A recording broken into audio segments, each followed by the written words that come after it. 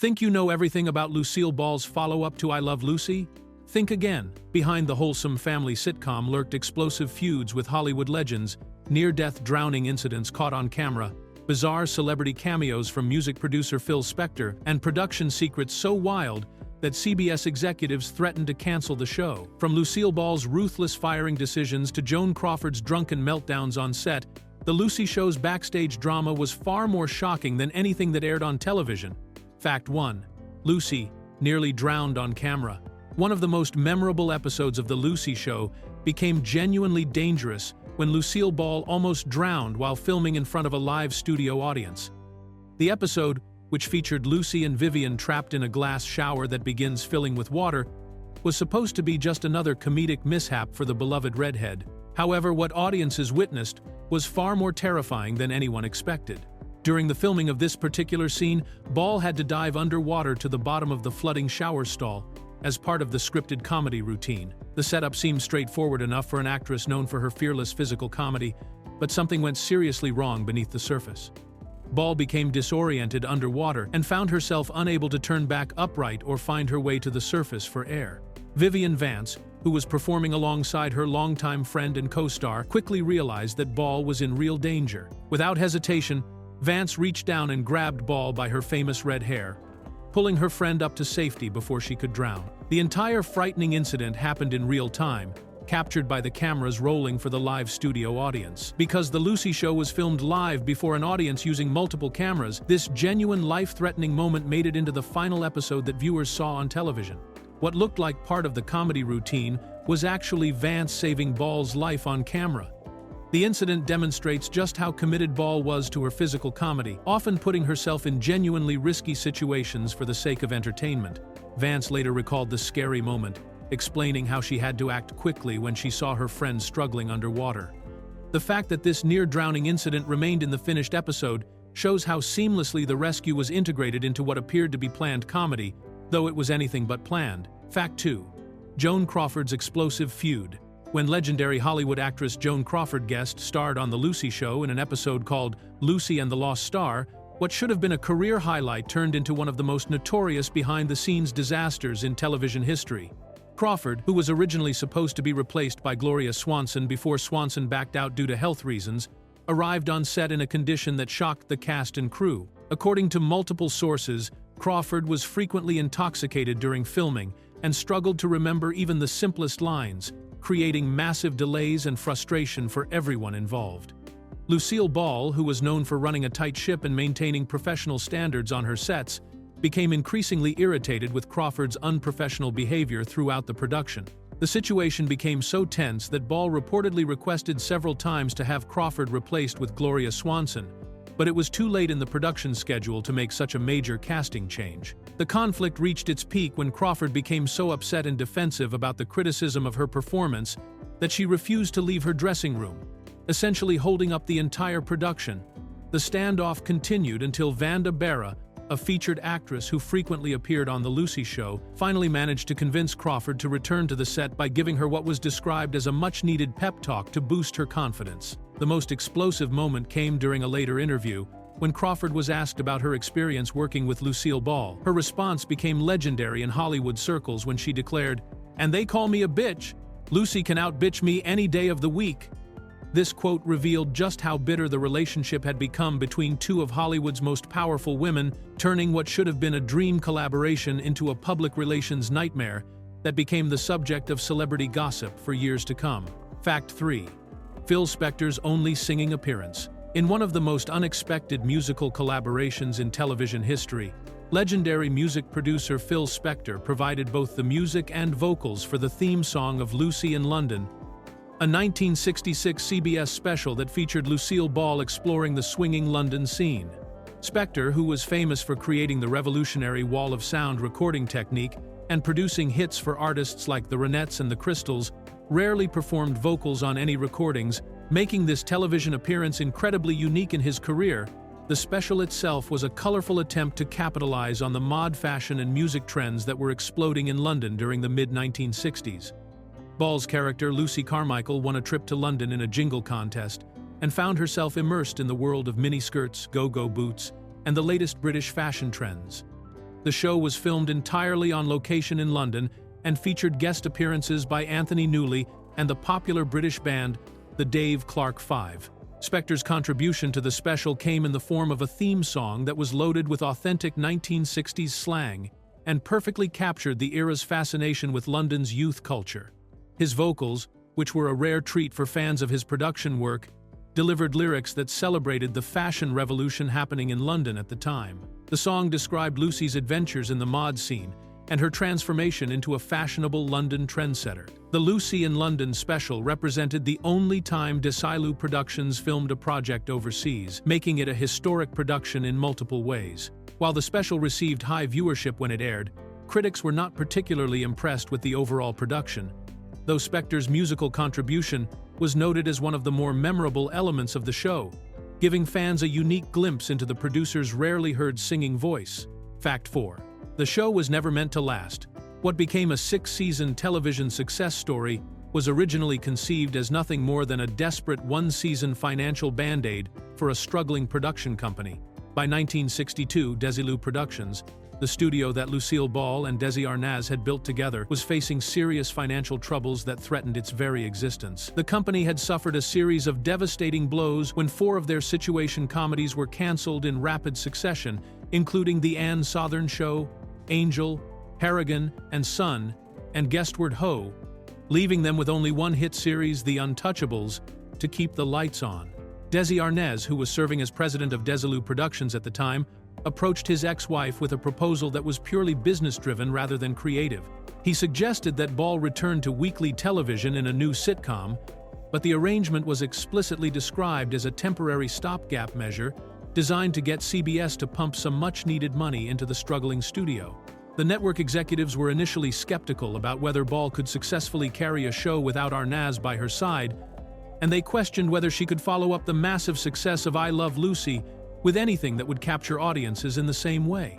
Ball was extremely reluctant to commit to the project and had been adamant about not returning to weekly television, feeling confident that nothing could ever top the cultural impact and success of I Love Lucy. However, she eventually agreed to take on the challenge, but only under very specific conditions that would give her some control over the production. She insisted that the show must air on Monday nights, the same time slot that had been so successful for I Love Lucy, and she demanded that her former co-star Vivian Vance be cast in the new series to recreate some of the magic that had made their previous partnership so successful. Fact 5. Vivian Vance's wardrobe rebellion. After years of being forced to wear deliberately unflattering clothing as Ethel Merman on I Love Lucy, Vivian Vance made it crystal clear that she would not tolerate the same treatment on The Lucy Show. When Desi Arnaz approached her about joining Lucille Ball in the new series, Vance had a very specific list of demands that needed to be met before she would even consider signing a contract. At the top of that list was a complete transformation of how her character would be dressed and presented to audiences. During her time playing Ethel Merman, Vance had been deliberately styled to look frumpy and dowdy, often wearing shapeless house dresses, aprons, and other unflattering garments that were specifically chosen to make her appear less attractive than Ball's character. This styling choice was intentional, designed to ensure that Lucy Ricardo would always be the glamorous center of attention while Ethel served as the plain, ordinary neighbor.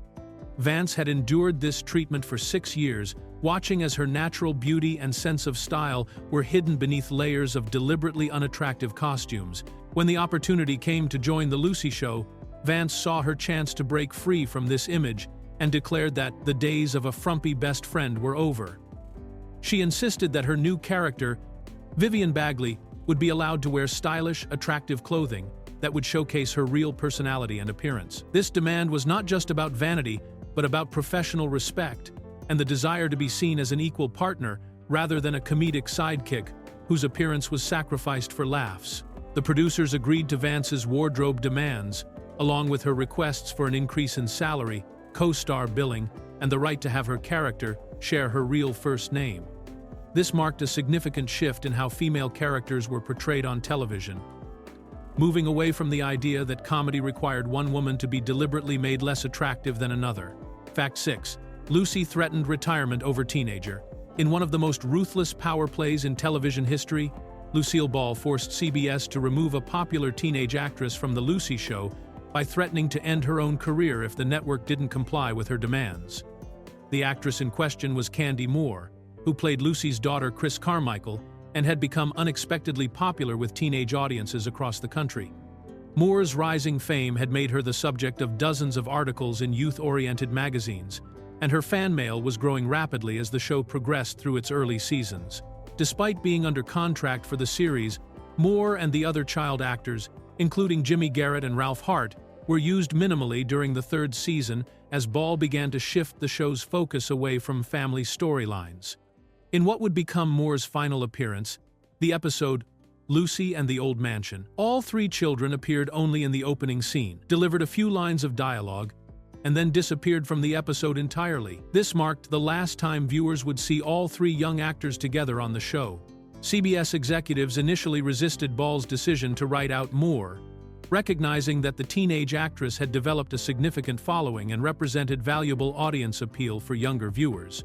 The network understood that removing a popular character could potentially hurt ratings and alienate an important demographic that was connecting with the show through Moore's character. However, Ball was determined to have complete creative control over her show and saw the children as limiting the types of storylines she wanted to explore. When CBS continued to push back against her decision, Ball delivered an ultimatum that shocked network executives. She threatened to retire from television entirely if they didn't allow her to remove Moore from the cast. Faced with the prospect of losing their biggest star, CBS eventually backed down and accepted Ball's demands, allowing Moore and the other child actors to be written out of the series. Fact 7. Secret nickname among industry insiders. Behind the scenes in Hollywood, The Lucy Show earned a provocative nickname among television industry insiders that reflected just how unusual its premise was for 1960s television. The show was secretly referred to as the Dykes Sans Dick Show by people working in the business, a crude reference to the fact that it featured two women living together in the same house without any male romantic interests or husbands present in their daily lives. This nickname revealed how groundbreaking and potentially controversial the show's basic setup actually was during an era when traditional family structures dominated television programming. The original format of The Lucy Show centered around Lucy Carmichael, a widow, and Vivian Bagley, a divorced woman, sharing a house while raising their children together as single mothers. This arrangement was considered highly unusual for primetime television in 1962, when most sitcoms featured traditional nuclear families with married couples and stay-at-home mothers. The industry's crude nickname also highlighted the underlying tension and concern that some executives and industry professionals felt about presenting two independent women living together without male supervision or romantic relationships as the central focus of a major network television show. While the show was actually based on a book called Life Without George by Irene Campen, which dealt with the realistic challenges faced by single mothers, the television adaptation had to navigate carefully around social expectations and network concerns about what audiences would accept. The fact that industry insiders felt the need to create such a nickname demonstrates how the show was pushing boundaries in ways that weren't immediately obvious to general audiences. Even though the show presented itself as wholesome family entertainment, the basic premise of two women successfully managing their lives and households without depending on men was actually quite radical for its time, challenging traditional gender roles in subtle but significant ways. Fact 8. Ethel Merman's Consolation Prize episodes. When Broadway legend Ethel Merman appeared in two memorable episodes of The Lucy Show, few viewers realized that her guest appearances were actually a consolation prize for a much bigger opportunity that had fallen through. Merman had originally been cast as the star of a new Desilu Productions pilot called Maggie Brown, which was designed to showcase her powerful voice and commanding stage presence in a television series format that would have made her the lead character of her own show. The Maggie Brown pilot represented a significant investment by Desilu Productions and was intended to capitalize on Merman's legendary Broadway career and her ability to belt out songs with incredible power, emotion. However, when CBS executives reviewed the completed pilot, they decided not to pick up the series for their regular programming schedule, leaving Merman without the television showcase that had been promised to her. Feeling obligated to provide some compensation for Merman's time and effort, Desilu Productions offered her guest appearances on The Lucy Show as a way to honor their commitment to the Broadway star. What started as a single episode called Lucy Teaches Ethel Merman to Sing was originally planned to include both the voice lesson scenes and a Boy Scout show performance, all within one 30-minute episode. However, as production progressed, the creative team realized that they were trying to cram too much material into a single episode and that Merman's formidable talents deserved more showcase time. The decision was made to expand the material into 2 separate episodes, allowing Merman to demonstrate her legendary vocal abilities and stage presence more fully. The episodes featured Lucy and Vivian trying to pass off Agnes Schmidlap as Ethel Merman, not knowing that it really was the Broadway legend herself, creating a classic case of mistaken identity that allowed Merman to both perform and participate in the comedy storyline that had become her consolation for the failed pilot. Fact 9. Lucy's daughter played 5 different characters. Long before Lucy Arnaz became a regular cast member on Here's Lucy, she had already appeared multiple times on The Lucy Show, playing completely different characters that showcased her growing acting abilities throughout her childhood and teenage years. Over the course of 6 episodes during the series' run, Lucy took on 5 distinct roles, demonstrating remarkable versatility for such a young performer and giving audiences a chance to watch her develop her craft in front of the camera. Her first appearance came in the episode Lucy is a Soda Jerk, where she played a malt shop employee at the incredibly young age of 11 years old. This early role required her to handle the physical comedy of catching sodas as they came sliding down the counter and serving them on trays while delivering her lines without missing a beat. Lucy later recalled feeling very grown-up and professional during this first television appearance, even though she was still dealing with childhood issues like having buck teeth at the time. As she grew older, Lucy continued to appear on the show in various capacities, often playing characters who were significantly older than her actual age. In Lucy is a Chaperone, she portrayed a teenager despite being only 11 years old, demonstrating her ability to convincingly play beyond her years. Later, in Lucy and Robert Goulet, she appeared as a friend of Lucy's character when she was 16, showing how her acting skills had matured along with her physical development. These multiple appearances on The Lucy Show served as valuable training ground for Lucy, allowing her to gain experience working with professional actors and learning the technical aspects of television production. The variety of characters she played also proved that she had inherited her parents' natural talent for comedy and performance, setting the stage for her later success as a regular cast member when her mother created Here's Lucy specifically to feature both of her real-life children. Fact 10. William Frawley's final secret cameo. In what would become his final television appearance, William Frawley made a subtle and poignant cameo on The Lucy Show that served as both a farewell to his career and a nostalgic nod to his famous partnership with Vivian Vance. The episode, titled Lucy and the Countess Have a Horse Guest, aired on October 25, 1965, during the 4th season of the series, and featured Frawley in the small role of a horse trainer at a barn that Lucy and guest star Ann Sothern were visiting.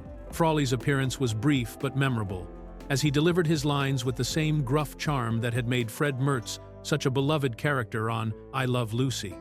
The scene involved a simple conversation between the horse trainer and the 2 women, but what made it truly special was the subtle acknowledgement of Frawley's television legacy that was written into the script. After their interaction with the horse trainer concluded and he walked away, Vivian Vance's character made a comment that would resonate with longtime fans of the Lucy universe.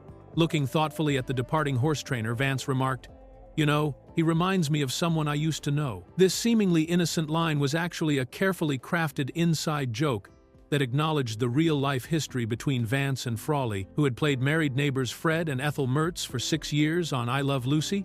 The writers had created a perfect way to honor their shared television history without breaking the fourth wall or confusing viewers who might not catch the reference. The timing of this appearance made it even more significant, as Frawley's health was declining and his acting career was winding down. This brief cameo represented not just his final bow on television, but also a touching reunion between 2 actors who had helped create some of the most memorable moments in television comedy history, even though their real-life relationship had often been strained and difficult. Fact 11.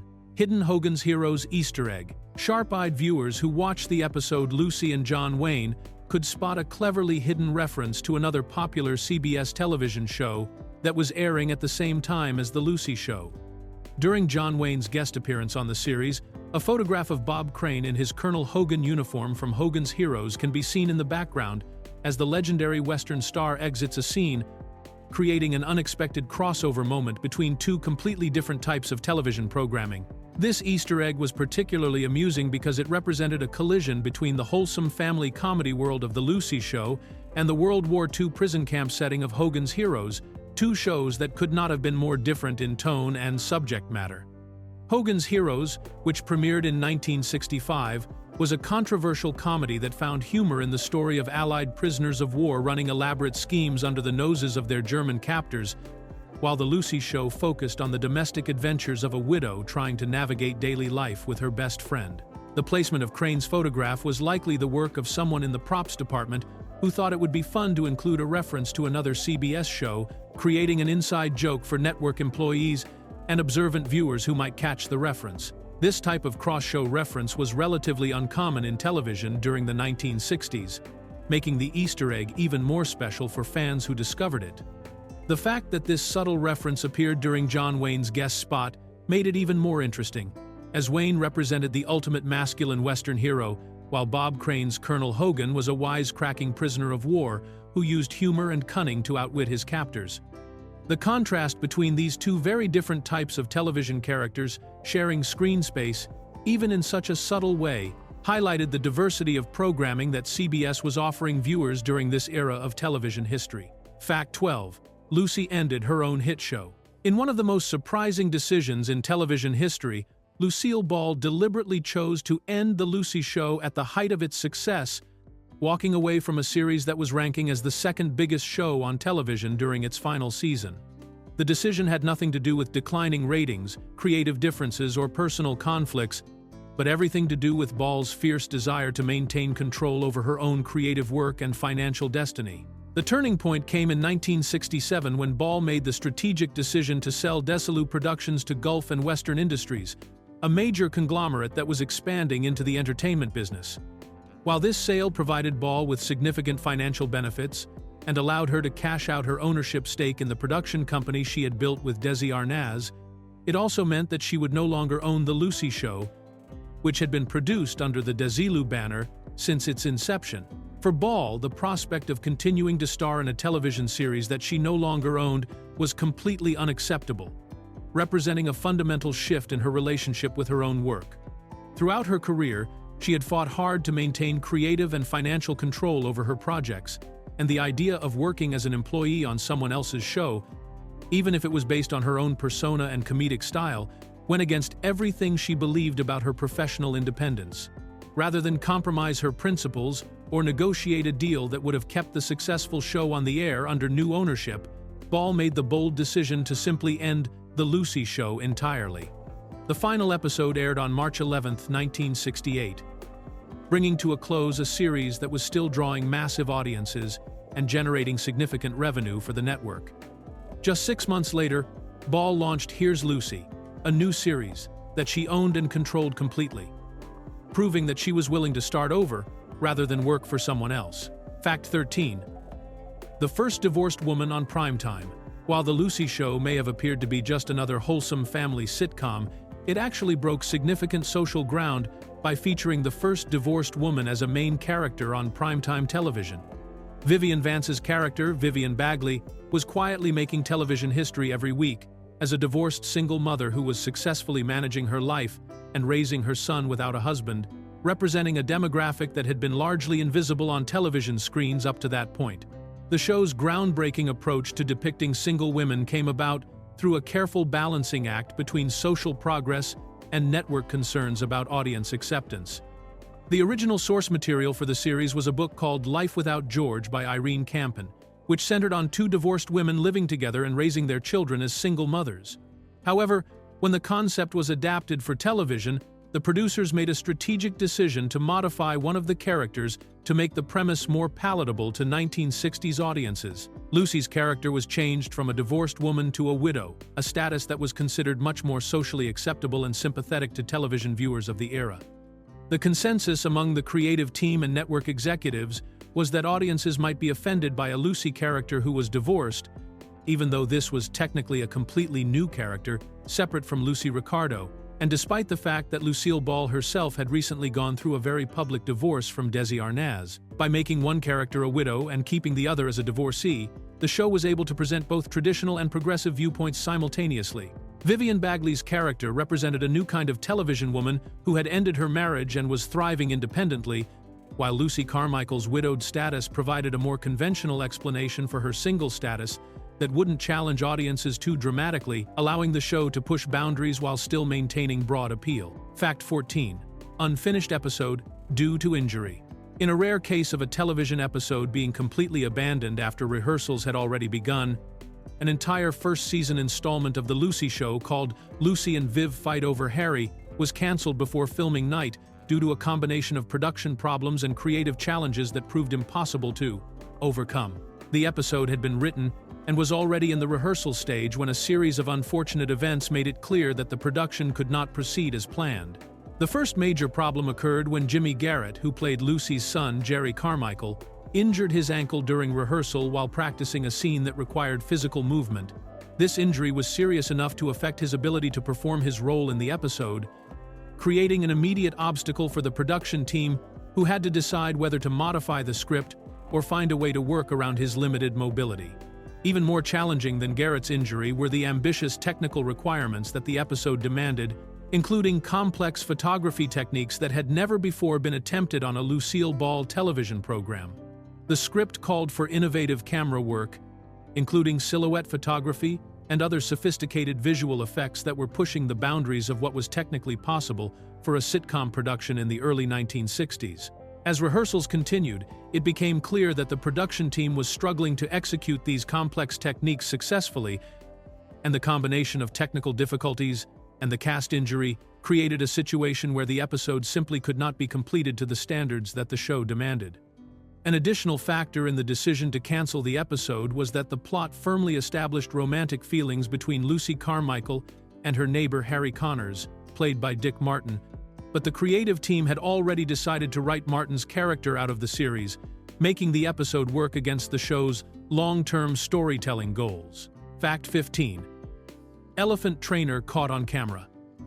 In one of the most amusing production mistakes in The Lucy Show's history, the episode Lucy Misplaces $2,000 features a very obvious continuity error that sharp-eyed viewers can spot throughout an entire scene involving a live elephant. The episode required Lucy to interact with a real elephant as part of the comedic storyline, which meant bringing an actual trained animal onto the television set along with its professional handler to ensure the safety of both the performers and the elephant during filming. However, the positioning of the elephant trainer created an unintentional problem that the production team either didn't notice during filming or decided wasn't worth the expense of reshooting the entire scene. Throughout the sequence, the elephant's trainer can be clearly seen standing directly behind the large animal, presumably to maintain control and provide guidance during the performance, but his presence was supposed to be invisible to television cameras. The trainer's attempts to hide behind the elephant were not entirely successful, as his pant leg becomes visible in several shots throughout the scene, creating a glaring continuity error that breaks the illusion that Lucy is interacting with the elephant on her own. The fact that this mistake appears multiple times suggests that the trainer had to remain in position for the entire sequence, making it impossible to edit around his presence without completely reshooting the scene with different camera angles. This type of production error was more common in television during the 1960s, when shows were filmed quickly with limited budgets and tight schedules that didn't always allow for extensive retakes when minor mistakes occurred. The decision to leave the trainer's pant leg visible in the final broadcast version demonstrates the practical realities of television production during this era, when the cost and time required to fix such errors often outweighed the benefits of achieving perfect visual continuity for what was considered a relatively minor flaw.